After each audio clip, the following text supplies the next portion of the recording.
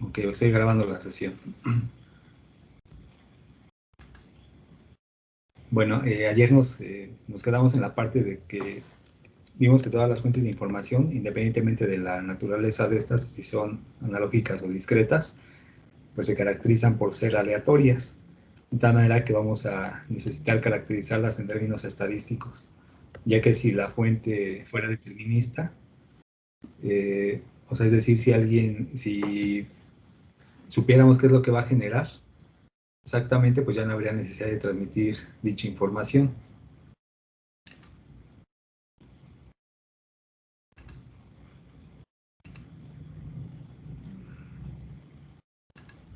Entonces, para poderla analizar de manera adecuada, necesitamos tener modelos matemáticos que nos permitan describir a estas fuentes de información. Entonces vamos a empezar a ver los modelos matemáticos de las fuentes de información. Entonces primero vamos a ver la fuente analógica. Decimos que esta fuente analógica va a producir una señal de salida x de t. Vean que es una x minúscula de t, que es una función muestra de un proceso aleatorio x mayúscula de t. O sea, para denotar una posible salida de la fuente, vamos a usar esta notación, una x minúscula, y para representar al conjunto de posibles salidas, que van a representar un proceso aleatorio, vamos a usar una x mayúscula de t. ¿Y qué es un proceso aleatorio? Bueno, un proceso aleatorio x mayúscula de t va a ser una colección o conjunto de funciones muestra o realizaciones como se muestra en la figura 6. Voy a poner la figura, ahorita regreso aquí a la explicación. Voy a poner esa figura que dice ahí. Bueno, aquí tenemos una representación gráfica, esa es la figura 1.6, de un proceso aleatorio. Un proceso aleatorio es un conjunto de funciones muestra, cada una de estas se le va a llamar función muestra, cada una de estas formas de onda, que van a ser variables con el tiempo, bueno, va a ser una función muestra, o también se le llama realización del proceso aleatorio, a cada una de estas se le llama realización.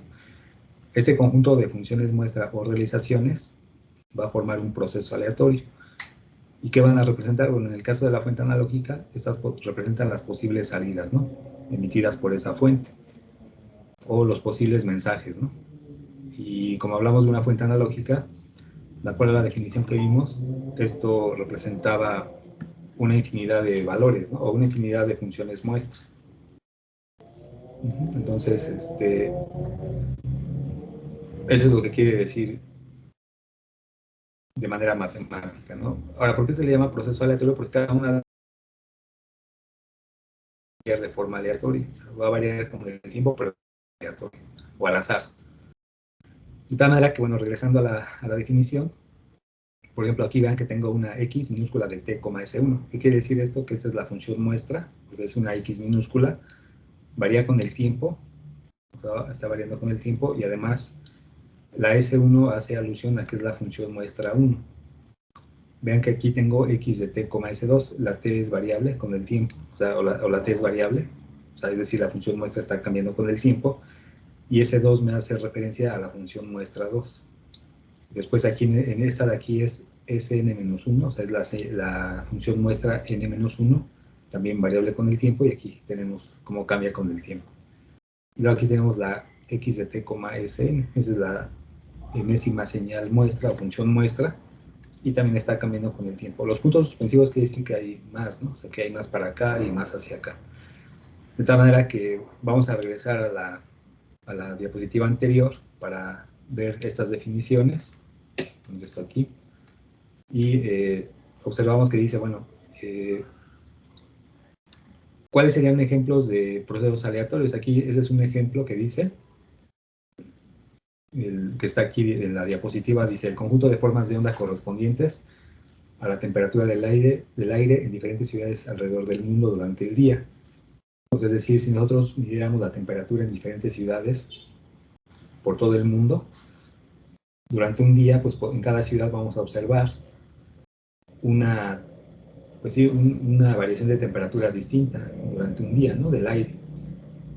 Entonces, esa sería cada temperatura de cada ciudad, o la temperatura de cada ciudad representaría una función muestra. Y ahí en cada ciudad observaríamos pues una temperatura distinta. Otro ejemplo podría ser cuando hablamos, las señales de voz, que son reproducidas por un micrófono, pues cada vez que decimos una frase o una palabra o un conjunto de palabras, pues se van a producir diferentes formas de onda o diferentes señales. Y cada una de esas señales pues, va a representar ya sea palabras o conjuntos o frases, y también sería, y el conjunto de todas las posibles frases sería un proceso aleatorio. Otro ejemplo, pues también podría ser las señales cerebrales, por ejemplo, si las que se obtienen mediante un electroencefalograma. Si nosotros hiciéramos un experimento de monitorear la actividad cerebral de diferentes personas, pues cada persona va a tener una señal distinta, ¿no? Va a producir una señal distinta, y cada una de esas señales sería una función muestra de un proceso aleatorio que es las señales cerebrales.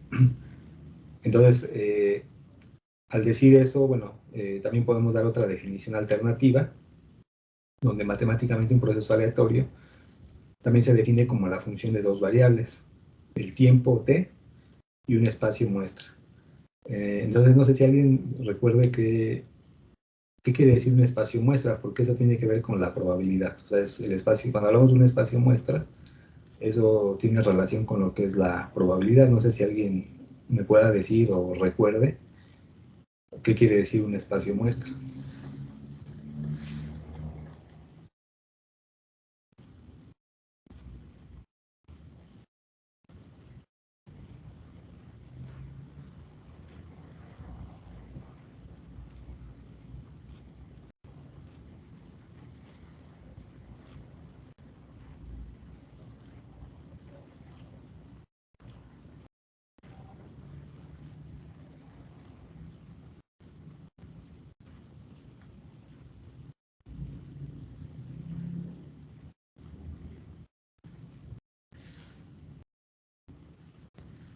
¿Alguien se acuerda?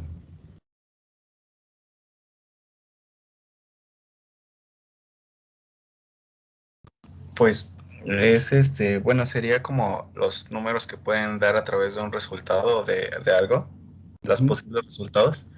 Así es. O sea, el espacio muestra tiene que ver con experimentos aleatorios. Por ejemplo, si lanzamos una moneda, ese sería nuestro experimento aleatorio. ¿Y cuántos posibles resultados podemos tener?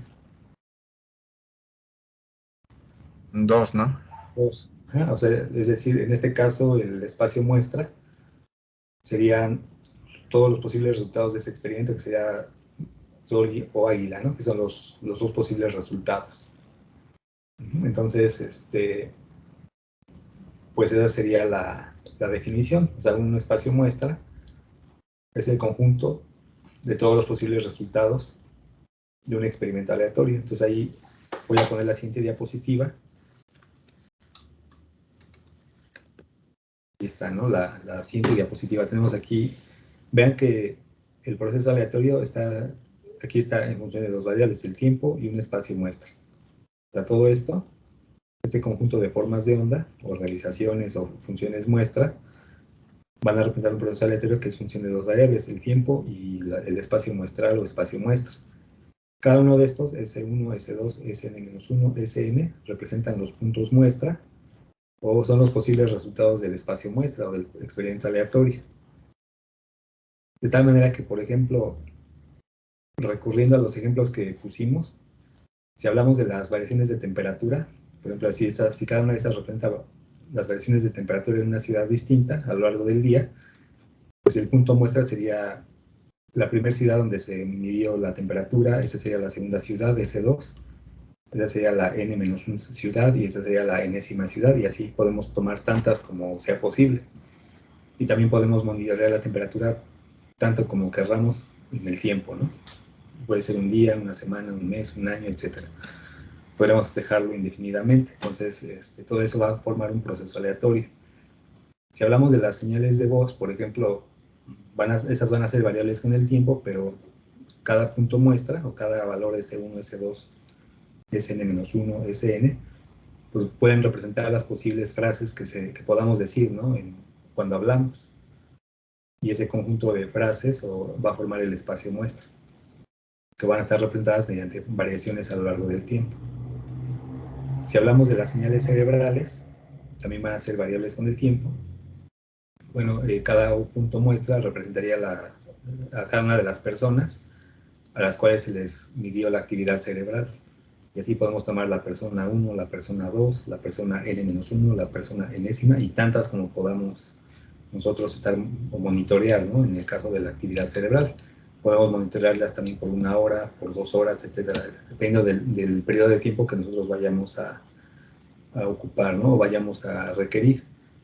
Y eso sería pues lo que representaría aquí, S1, S2, Sn-1 y Sn. Ahora, aquí como dice la definición, el proceso aleatorio es función de dos variables, del tiempo y de un espacio muestra. Pero muchas veces omitimos la S la vamos a omitir siempre porque al decir que es aleatorio, de manera implícita sabemos que es dependiente o que es función de quién, pues de un espacio muestra. Pero muchas veces se omite para no, para simplificar la notación y ya no ponemos la S, sino nada más lo dejamos como en función del tiempo, pero porque al decir que es aleatorio, de manera implícita sabemos que depende de un espacio muestral o de un espacio muestra. No sé si tengan alguna pregunta, alguna duda. No, profe, todo muy bien. No, profe, todo bien. Okay. Vamos a ver que esto tiene algunas propiedades. Aquí dice, las propiedades de un proceso aleatorio están en esta misma diapositiva, que dice, para un valor del tiempo fijo, por ejemplo, el tiempo t1, aquí observen que estoy con esta línea indicando que voy a fijar el tiempo en t1, es un valor fijo del tiempo. Observen que en ese tiempo, voy a marcarle aquí, por ejemplo, en el tiempo t1,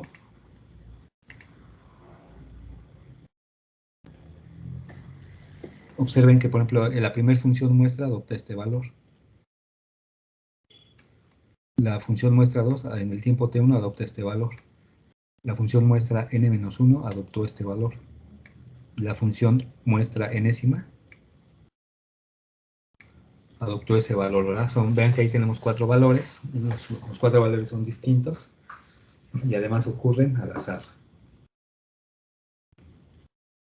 Entonces, ese conjunto de valores les voy a marcar con otro color, así los 4 valores. Vean que son valores que ocurren aleatoriamente. O sea, en el mismo tiempo yo muestreo cada una de las funciones muestra y adopta cada uno un valor distinto. De tal manera que en ese tiempo t1, ese conjunto de valores representa, como dice aquí, una variable aleatoria. En el tiempo t1, o sea, vamos a dejar fijo el tiempo t1, pero vamos a variar s. O sea, s va a variar de s1, s2, s1-1 hasta sn. Al dejar fijo el tiempo y variar s, obtenemos este conjunto de valores. Y ese conjunto de valores representa una variable aleatoria x de t1, s. Y nada más la vamos a poner así como x subíndice 1. Sí, porque la variable aleatoria nada más la representamos así como x1. Ya no es dependiente del tiempo porque ya el tiempo lo dejamos en ese momento fijo. Entonces, por eso nada más el proceso aleatorio en el tiempo t1, donde ese varía, pues que representa una variable aleatoria. ¿Y qué es una variable aleatoria? Pues aquella que adopta valores al azar. Como cuando lanzamos una moneda, ¿no? Pues la moneda adopta dos resultados al azar.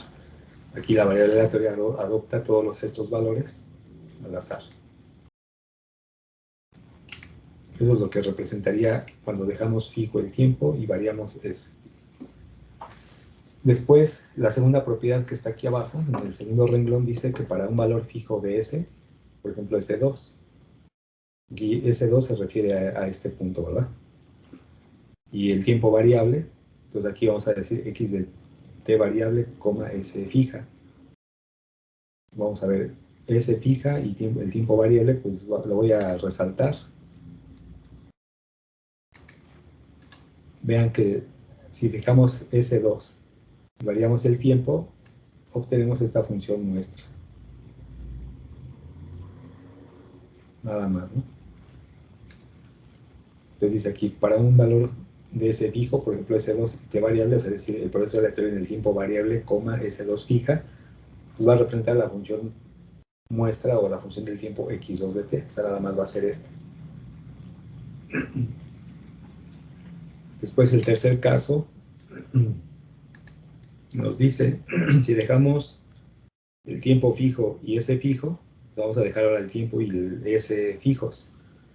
Por ejemplo, t1, s1. El tiempo t1 ya, elegimos este, y respecto a ese elegimos s1. Es decir, x de t1, s1, x de t1, s1 sería este valor. Déjenme marcarlo.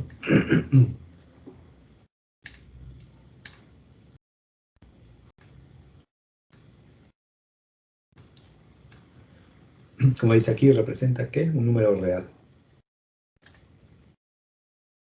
O sea, al dejar fijo el tiempo y al dejar fijo s, este valor, representa solamente un número real. Y la cuarta propiedad es, si variamos tanto t como s, o sea, variamos el tiempo y también variamos s, obtenemos todo el proceso aleatorio, o sea, todo esto. Esas serían las cuatro propiedades de un proceso aleatorio.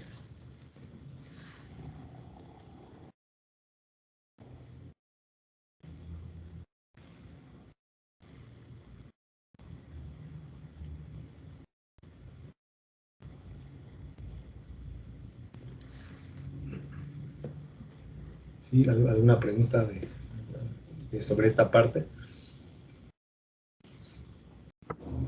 No, profe. Nada más. Espera, no te estoy copiando, profe.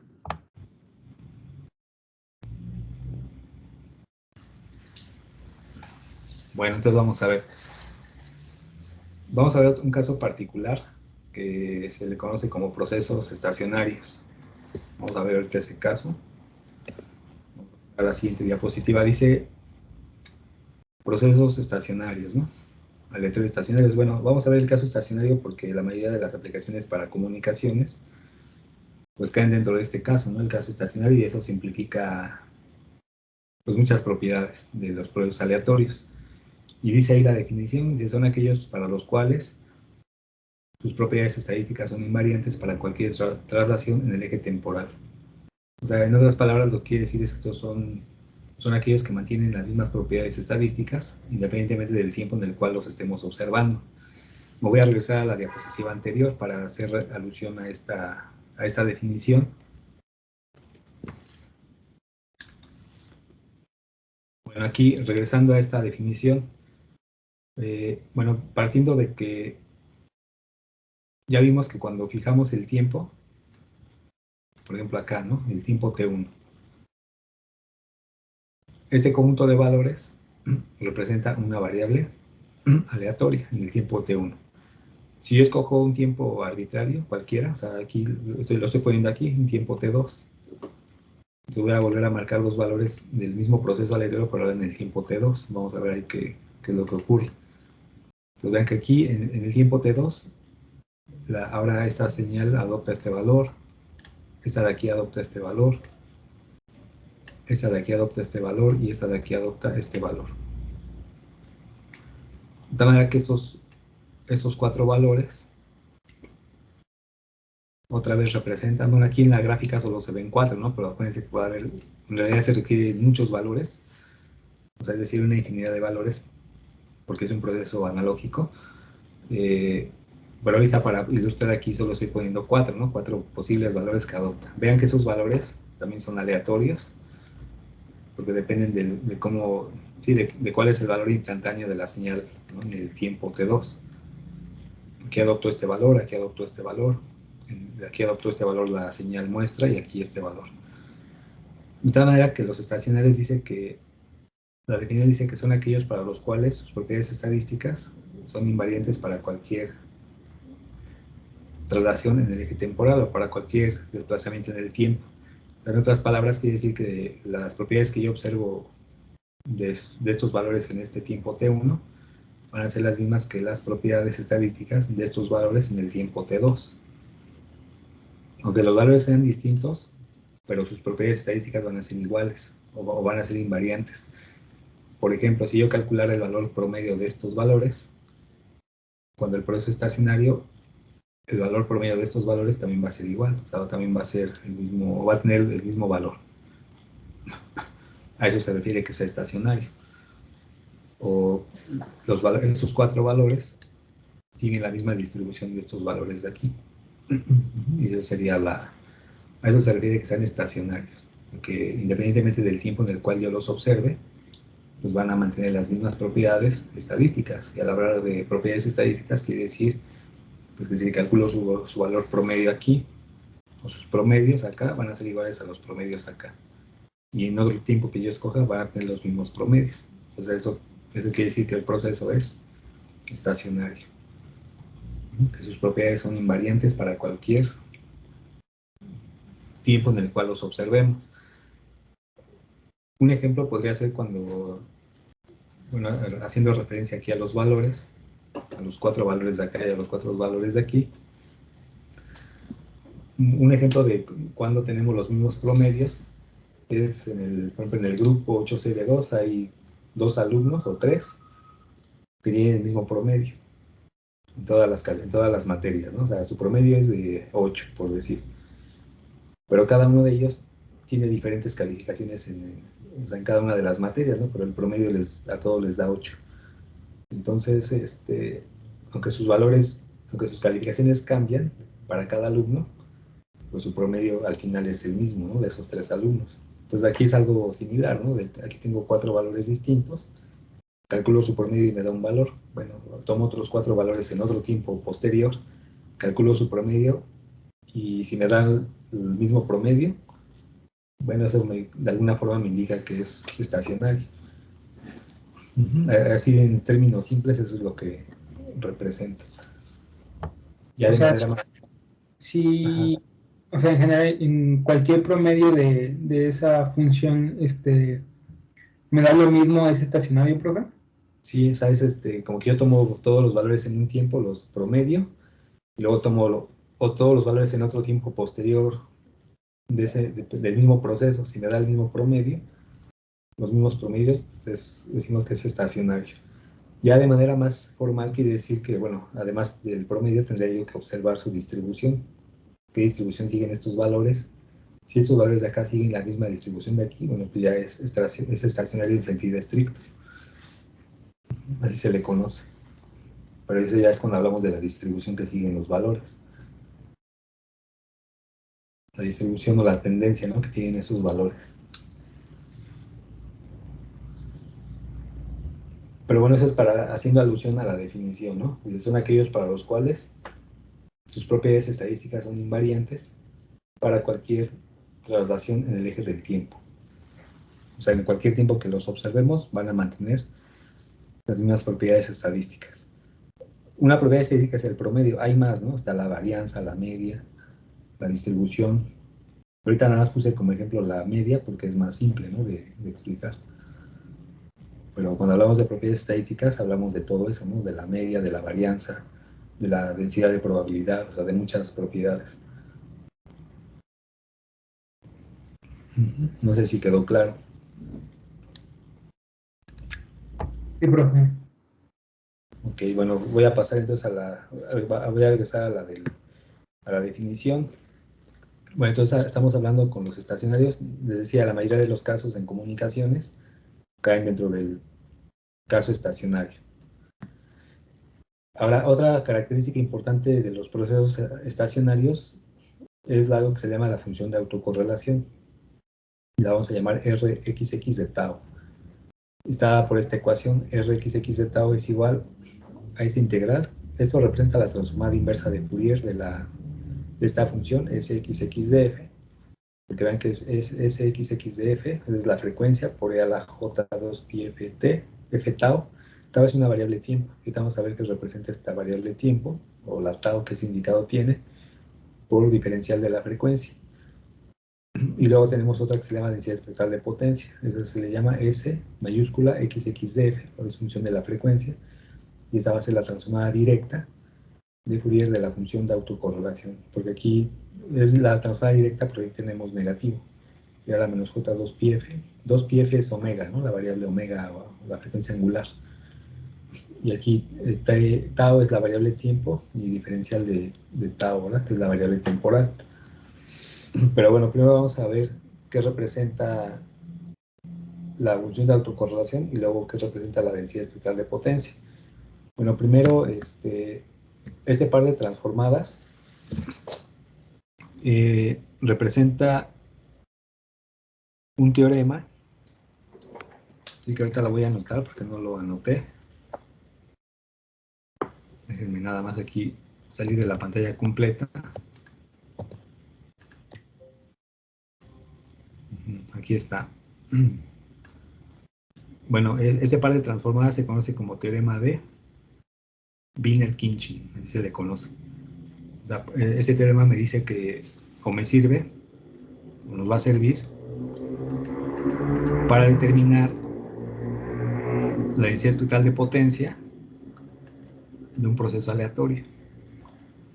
Entonces, este par de transformadas se conoce como el teorema de Wiener-Khinchin, así se pronuncia, es Wiener-Khinchin, y forma ese par de transformadas.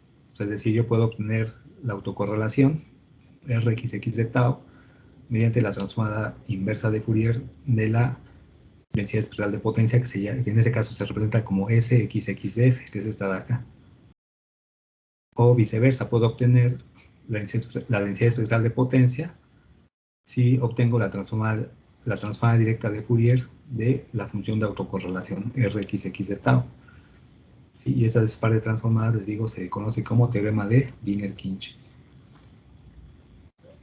Ahora vamos a ver qué representa la autocorrelación. Primero. Bueno, la autocorrelación lo que quiere decir es qué tan parecidas son dos cosas cuando las comparamos. Pues esa es la autocorrelación, ¿no? O sea, quiere decir que voy a comparar dos elementos o dos cosas, dos objetos y qué tanta similitud hay entre ellos. En este caso, cuando hablamos de autocorrelación es cuando comparamos la señal consigo misma, pero para diferentes desplazamientos en el tiempo. Por eso aquí aparece este tau, es una variable que representa un desplazamiento temporal, un desplazamiento en el tiempo. Esa variable tau, ¿no? Que aparece ahí. Voy a regresar a la diapositiva anterior. Bueno, según esta figura que pusimos aquí, vean que yo elegí dos tiempos, el tiempo T1 y el tiempo T2. Bueno, pues la separación que hay de este tiempo T1, voy a marcar aquí al tiempo T2.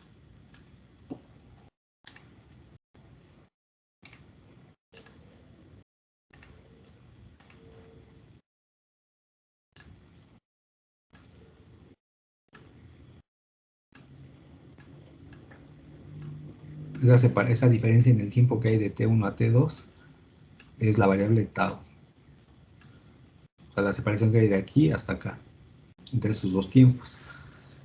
¿Sí? Entonces eso representa la variable tau, la que aparece aquí, ¿no? En esta expresión. Pues tau es la separación que hay en el tiempo entre esos dos tiempos. O quiere decir que es la separación en el tiempo en el cual se toman dos muestras del proceso aleatorio. Entonces la autocorrelación es qué tanto se parecen estos valores de aquí cuando los comparamos con estos valores de acá. Eso es lo que quiere decir la autocorrelación, qué tan parecidos son esos cuatro valores de aquí con los valores que tomamos en otro tiempo posterior, o anterior también puede ser, o sea, no importa. Nada más es tomar valores en dos tiempos distintos y ver qué tanto se parecen esos valores. Eso es lo que quiere decir la autocorrelación. Qué tan parecidos son todos los valores que adopta el proceso aleatorio en dos tiempos distintos.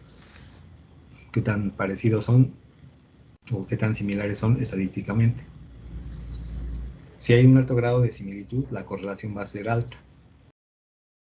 Si los valores tienen poco grado de semejanza o de correspondencia, pues la correlación va a ser cercana o cero, ¿no? Cuando son totalmente independientes, la autocorrelación vale cero.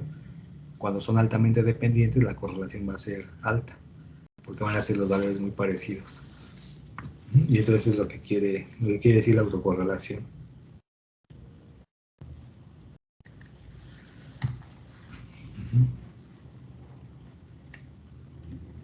O sea, comparamos este conjunto de valores para ver qué tan parecidos son a estos de aquí, a este otro conjunto de valores. Y tau es la separación en tiempo en el cual se observan cada uno, bueno, cada conjunto de valores. ¿Sí queda claro? Sí, profe. Sí, profe.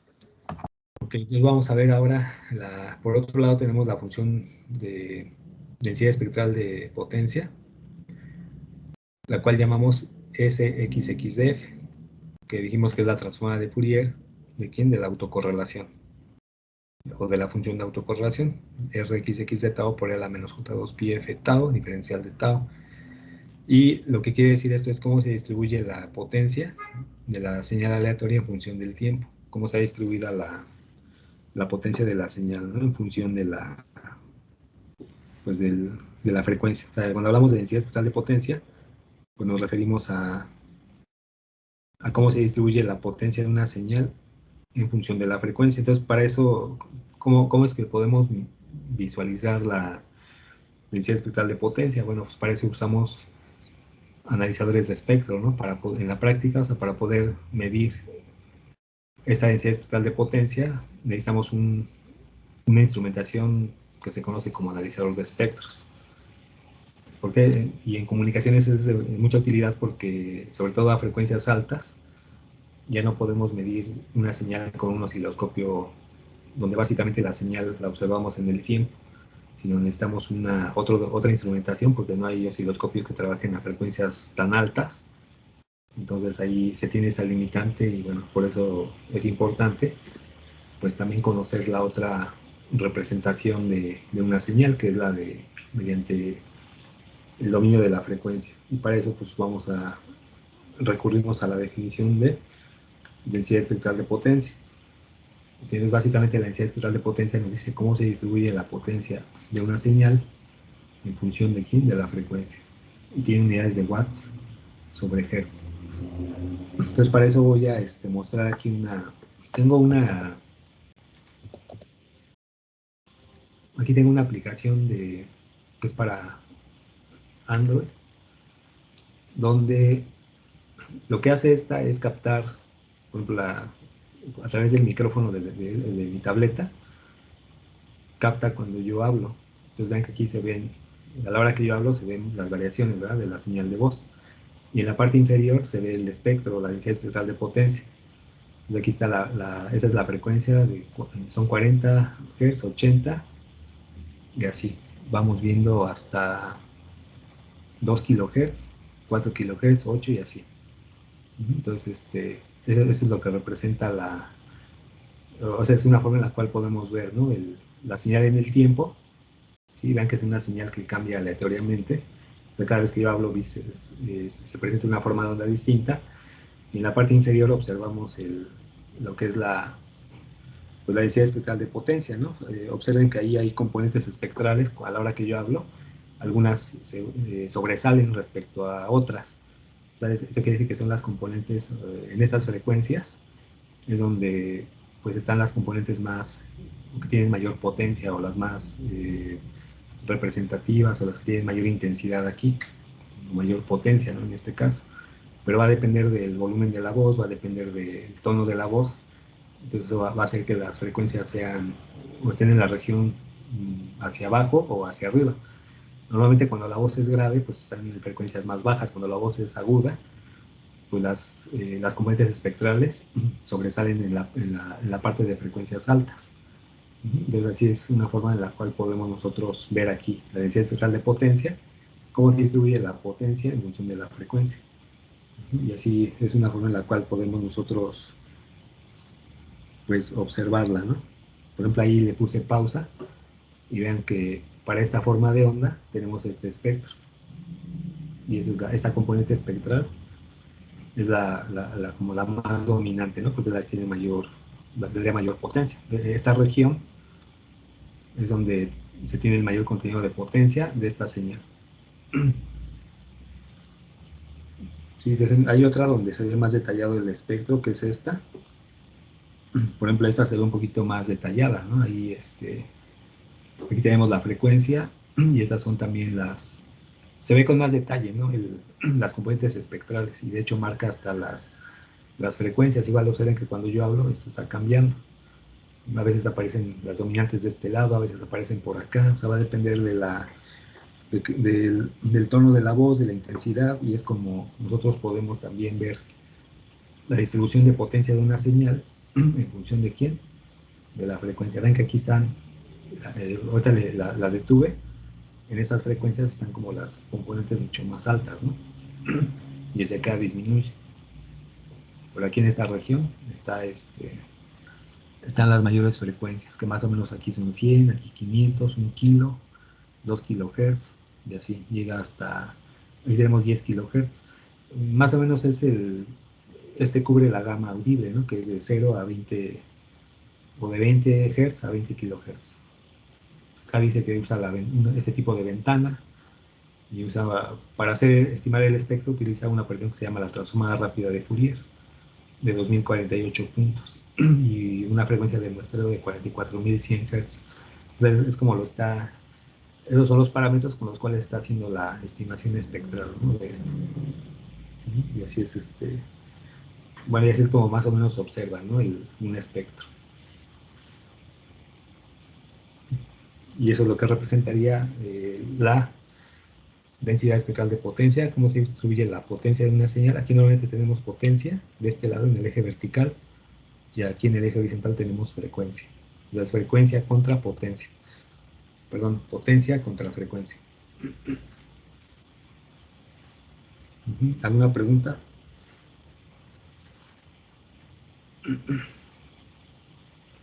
No, profesor. Ok, entonces voy a continuar entonces con la presentación. La potencia es en decibeles, ¿verdad, profe?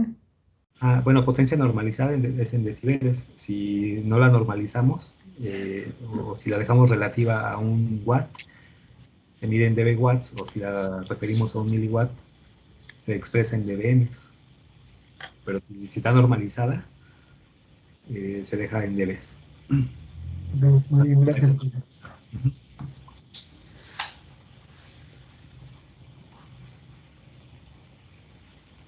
Entonces eso es lo que representa la densidad espectral de potencia. Y pues con el teorema de Wiener-Khinchy podemos obtener la autocorrelación o la densidad espectral de potencia. Bueno, y aquí hablamos de un caso que es el proceso limitado en banda. Quiere decir que es aquel proceso cuyo espectro está limitado a una gama de frecuencias, de una frecuencia máxima, una frecuencia mínima. Ahora, aquí vean que tenemos la parte negativa. En el ejemplo que les puse de la aplicación para ver el espectro de la voz, pues nada más la voy a volver a poner para que ustedes vean. Vamos de 0 hacia adelante. O sea, normalmente vamos de 0 hacia adelante, lo cual quiere decir que solamente un instrumento de medición nos va a reportar las frecuencias positivas, ¿no? Porque las frecuencias negativas no tienen significado, no tienen un significado físico, y como tal no existen. Sin embargo, para fines por cuestiones matemáticas, lo que se hace es poner la parte que tenemos del lado positivo, vamos a ponerlo del lado negativo, pero reflejado. O sea, lo que está del lado derecho, o sea, de 0 a WF, lo vamos a ver reflejado del lado izquierdo, de 0 a menos WF. Y esto es para que el espectro sea simétrico. ¿Por qué? Porque un espectro simétrico representa a una señal real en el tiempo. Por eso ponemos la parte negativa, o sea, aunque digo, en la práctica solamente vamos a medir las frecuencias positivas, o sea, de 0 hacia adelante. Bueno, para hacer una representación matemática de eso, siempre vamos a poner la parte negativa del lado izquierdo reflejada, ¿no? Pero les decía, eso nada más es un artificio matemático para que el espectro se vuelva simétrico, y un espectro simétrico representa una señal real en el tiempo. Eso es lo que quiere decir ahí. Y que esté limitado en banda, pues quiere decir que va de 0 a una frecuencia máxima, y fuera de ahí pues ya no hay nada, o sea, ya no tiene componentes espectrales, o sí tiene, pero son despreciables. Y así como les puse en el ejemplo con la aplicación del espectro de la voz, había una región donde estaba concentrada la mayor cantidad de componentes y fuera de esa región pues ya no hay componentes que sean significativas.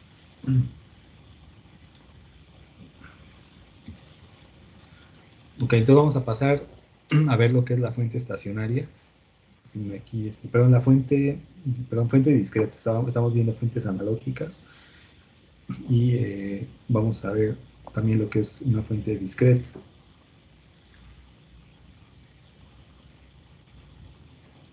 Para eso,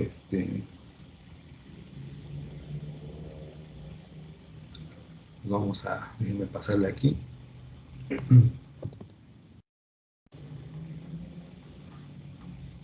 Aquí está la fuente discreta, voy a ponerla otra vez.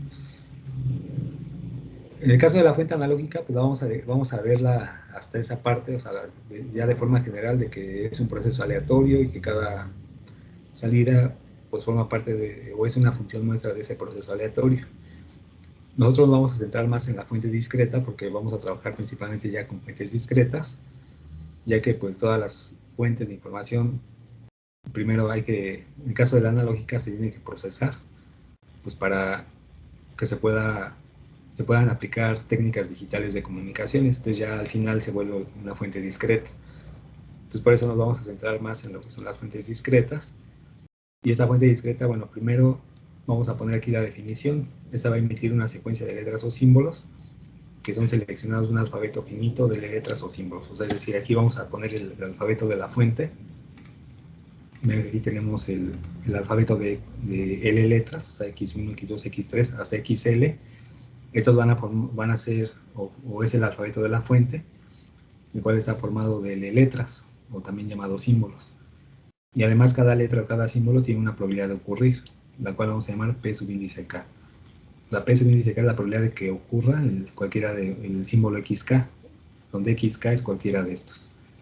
Entonces esta probabilidad la vamos a llamar así, P subíndice K es igual a la probabilidad de que la fuente X emite el símbolo XK, donde K va desde 1 hasta L, ¿no? Pero aquí vean que va desde 1, 2, 3 hasta L. Y además otra propiedad quiere decir que la sumatoria de las probabilidades de todos los símbolos siempre me va a dar 1. Entonces, si yo sumo la probabilidad de X1 con X2 con X3 hasta XL, esa sumatoria me va a dar igual a 1.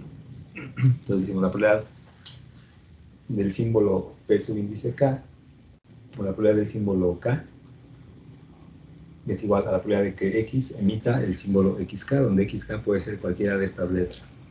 Y además la suma de todas las probabilidades de todas las letras, desde 1 hasta L, me va a dar igual a la unidad. Y también vimos que hay dos tipos de fuentes.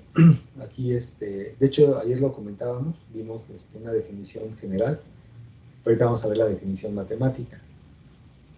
En el caso de la fuente discreta sin memoria, decimos que cada letra actual a la salida de la fuente va a ser independiente estadísticamente de todas las salidas pasadas y futuras, de tal manera que la salida de la fuente va a ser estadísticamente independiente. Déjenme poner aquí el ejemplo. De hecho aquí lo traigo ya.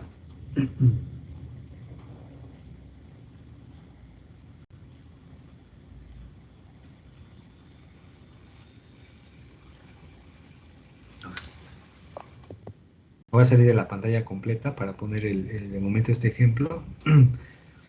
Mira, aquí tenemos, vamos a hacer referencia a esta definición que estamos nosotros dando de lo que es la fuente discreta sin memoria. Aquí tengo mi fuente discreta sin memoria, ese es el alfabeto de la fuente, que es el mismo que dice aquí arriba, X igual a X1, X2, X3, XL.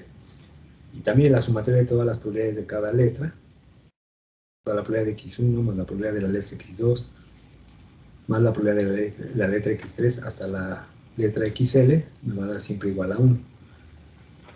Entonces aquí tenemos esta secuencia, ¿verdad?, de letras que forman parte de este alfabeto. O sea, aquí tenemos X3, luego X2, X3, X1, X4 y así. Entonces vamos a suponer que la letra actual, o sea, la que estamos observando en este momento es X3. Esta de aquí, esta X3. Todas las que están antes son salidas pasadas y todas las que están después van a ser salidas futuras. Entonces, en una fuente discreta sin memoria, como dice ahí, la salida actual, dice cada letra actual a la salida de la fuente, o sea, esta va a ser independiente de todas las salidas pasadas, o sea, va a ser independiente de estas, y también va a ser independiente de todas las salidas futuras, o las que vengan después. ¿Qué quiere decir esto? Que todas las salidas pasadas no influyen en el acontecer de esta letra, y a su vez esta letra no repercute en el acontecer de estas letras de aquí. Por ejemplo, ayer veíamos el ejemplo de las palabras, ¿no? Que se empiezan a emitir letras, y después de un cierto número de letras, nosotros podemos saber cuál es la letra siguiente, o podemos inferir. ¿Por qué? Porque ahí las letras sí tienen dependencia entre ellas, están relacionadas. En el caso de una fuente sin memoria, como dice ahí, cada letra actual a la salida de la fuente va a ser independiente de salidas pasadas, que son todas las que se emitieron antes, y también va a ser independiente de todas las salidas que vengan después, o sea, las salidas futuras. Y así, de tal manera que si yo quisiera calcular la probabilidad de este mensaje, o sea, este conjunto de letras, va a formar lo que se llama mensaje. Yo quiero calcular la probabilidad de este mensaje, x3, x2, x3, x1, x4. Bueno, pues para poderlo calcular, como son independientes todas las letras, la probabilidad del mensaje x3, x2, x3, x1, x4, va a ser igual a la probabilidad de cada forma separada.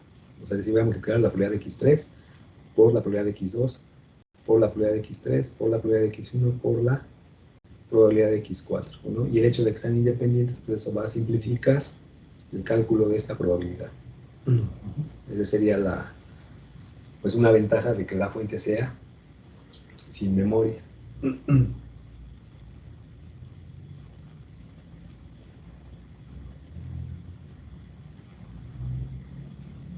¿Para qué nos sirve esto? Bueno, porque después vamos a ver ejemplos de cuando calculemos cantidad de información, pues ahí vamos a necesitar calcular la probabilidad de una letra o de un mensaje para poder calcular la información que lleva la letra o la cantidad de información que lleva un mensaje. Que un mensaje es un conjunto de letras o de símbolos, ¿no? Que forman parte de ¿quién? Pues de un alfabeto finito de la fuente.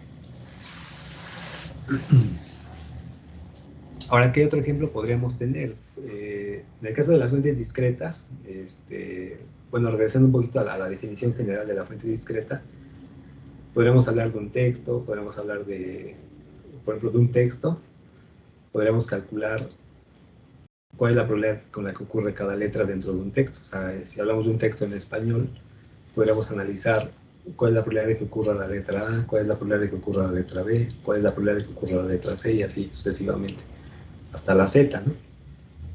O podríamos también analizar una imagen, normalmente una imagen digitalizada, pues normalmente se representa por píxeles, ¿no? Y cada píxel, en el caso de las imágenes en escala de grises, se representa por un valor numérico, ¿no? Que va del 0 al 255.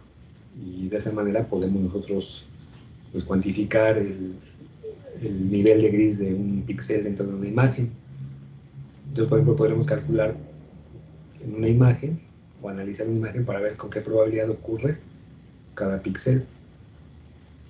Y diríamos, ¿y eso para qué me va a servir? Pues en realidad, pues nos puede servir para codificar un texto o la propia imagen. Necesitamos conocer primero la probabilidad de la estadística de la fuente, o sea, las probabilidades de las letras o de los símbolos, o los píxeles en la imagen, y ya que conocemos esa estadística, le podemos aplicar un código para que sea eficiente. O en el caso de las imágenes, si yo calculo, por ejemplo, la estadística de la fuente de los píxeles, puedo calcularle su entropía y luego las entropías las puedo usar para clasificar imágenes, ¿no? O para identificar imágenes, o para reconocimiento de patrones y todo eso.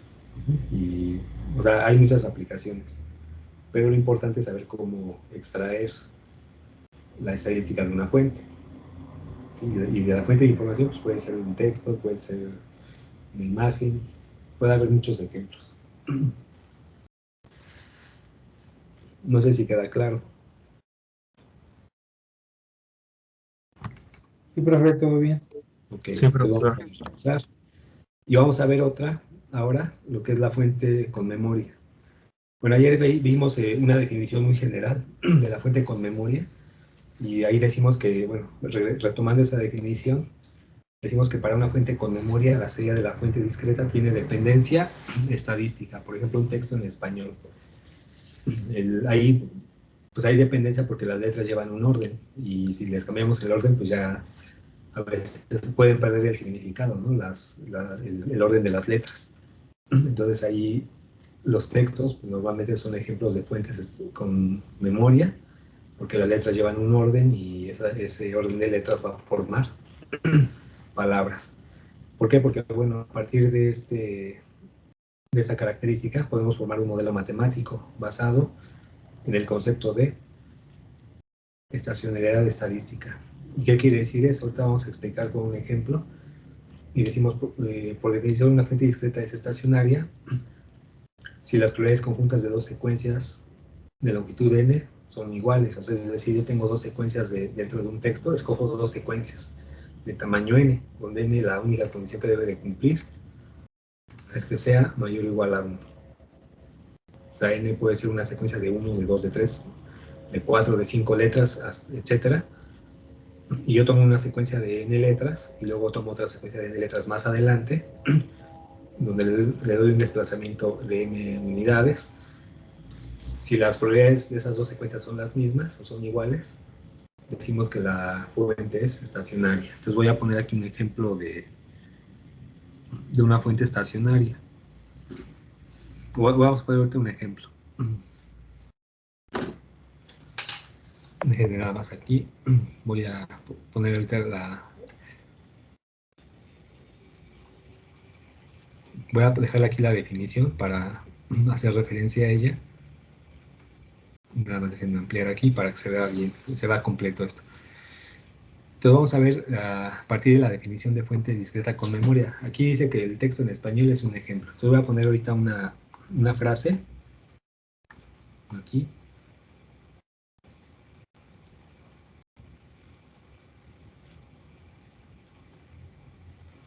Una oración, ¿no? Teoría de codificación. Sería parte de un texto.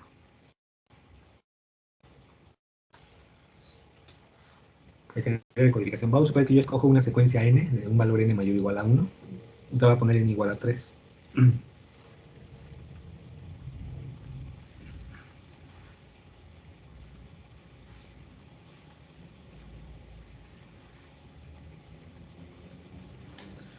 Voy a suponer que tomo un conjunto de letras o una secuencia de 3 letras. Entonces es el tamaño de la secuencia.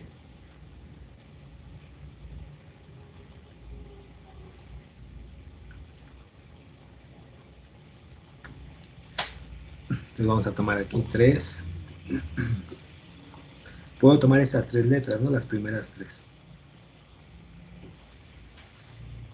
Ahí tomo una secuencia de tamaño 3. Entonces ahí tengo mi secuencia de 3 letras T. Y bueno, vamos a ver que podemos calcular su probabilidad.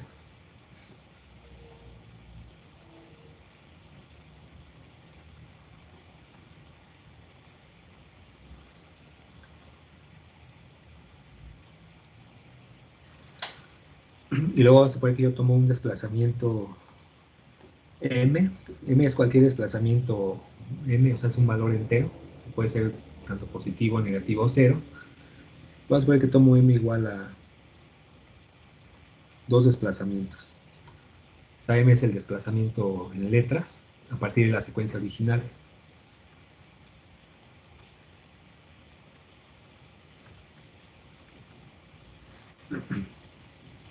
Como es positivo, es hacia la derecha. O sea, m igual a 2, quiere decir que me voy a mover 2 letras hacia la derecha. A partir de esta me muevo 1 y 2. Entonces voy a tomar desde la O otras 3 letras. Entonces me desplazo 1, 2. Entonces a partir de aquí tomo otras 3.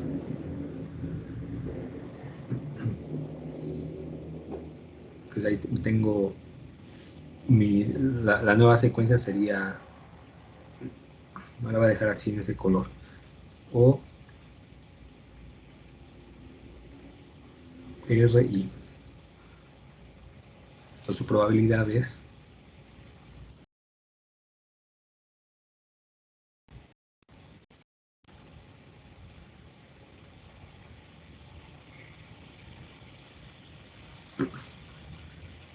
de tal manera que para las fuentes estacionarias se cumple que las dos probabilidades son iguales, son idénticas. Es decir, la probabilidad de TERO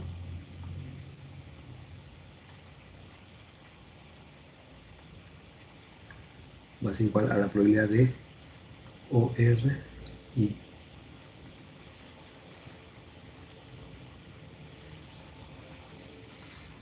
Entonces todas las fuentes estacionarias cumplen esta propiedad. Yo tomo cualquier secuencia de tamaño n mayor o igual a 1, después me desplazo m letras, m puede ser también cualquier valor, puede ser 0, 1, 2, 3, o si es negativo le digo hacia la izquierda. En este caso, bueno, pues ya no hay letras hacia la izquierda, ¿no? Por eso le puse un desplazamiento positivo, pero si yo agarrara esta secuencia de aquí, y si diera un desplazamiento negativo, me movería hacia la izquierda, si es positivo, hacia la derecha. Entonces dice, bueno, si las dos probabilidades de las dos secuencias son iguales, pues quiere decir que la fuente es estacionaria. Y como dice aquí, esto se cumple para cualquier valor de n igual a n mayor o igual que e1 y para todos los desplazamientos en n. Y dice, esto quiere decir que, en otras palabras, que las probabilidades conjuntas para cualquier secuencia de longitud arbitraria y las salidas de la fuente son invariantes para cualquier traslación o cambio en el eje temporal. O sea, es el desplazamiento, hacia adelante o hacia atrás. Yo escojo una secuencia, ahorita escogí una de 3, después escogí otra secuencia de 3 más adelante, o en este caso fueron para 2 desplazamientos hacia adelante. Entonces, la fuente estacionaria, que eso se cumple para todos los textos, las probabilidades de las dos secuencias son idénticas. Y si yo agarro otra secuencia de otras 3 letras por acá, va a ser igual a la probabilidad de las de aquí. Si agarrara yo ahora estas 3, esas 3 tienen la misma probabilidad que esta y que esta. Y así eso se va a cumplir. Puedo tomar de 4, de 5, de cualquier. Aquí, acuérdense, la condición es n mayor o igual que 1. Eso es lo que quiere decir esa definición.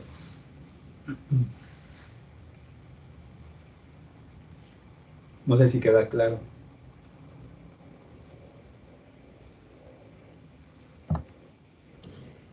Sí, creo que sí, profe.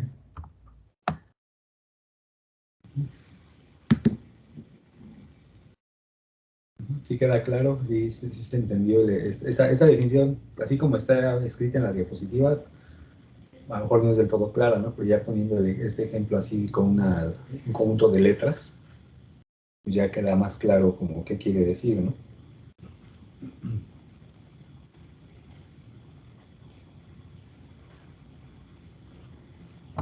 O sea, no importa que, bien, bueno, mientras n sea mayor que 1 siempre se va a cumplir.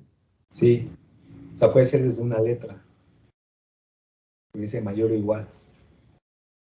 Puedo tomar una letra, 2 letras, 3 letras, 4 letras y así.